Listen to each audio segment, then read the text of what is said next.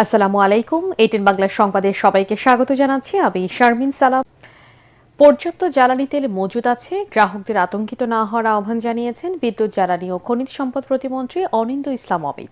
বিকেলে রাজধানীতে বিভিন্ন পাম্প পরিদর্শন শেষে এমন কথা বলেন তিনি। প্রতিমন্ত্রী বলেন, অনেকে আতঙ্কিত হয়ে অতিরিক্ত তেল মজুত করছেন, যার কোনো প্রয়োজন নেই। তিনি বলেন, মালিকদের কেউ যদি কৃত্রিম সংকট তৈরি করে তাদের বিরুদ্ধে কঠোর ব্যবস্থা নেবে সরকার।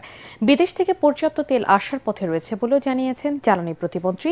এদিকে বিপিসি থেকেও বলা হয়েছে, দেশে জ্বালানি তেলের মজুদ স্বাভাবিক রয়েছে, গুজবে কান না দেওয়ার আহ্বান জানিয়েছে প্রতিষ্ঠানটি। ওদিকে যানবাহন ভেদে দৈনিক জ্বালানি তেল কেনার পরিমাণ নির্ধারণ করে দিয়েছে সরকার। স্বাভাবিকভাবে আমরা যেটা বলবো যে প্রয়োজনের অতিরিক্ত কারোরই তেল মজুত করবার প্রয়োজন নেই, কারণ পর্যাপ্ত মজুদ হয়েছে। বরঞ্চ আমি মনে করি বৈশ্বিক এই সংকট মোকাবেলায় দেশবাসী আমাদেরকে সহায়তা করবে। প্রয়োজন হলে আমরা ব্যক্তিগত যানবাহন অ্যাভয়েড করে গণপরিবহন চলবো।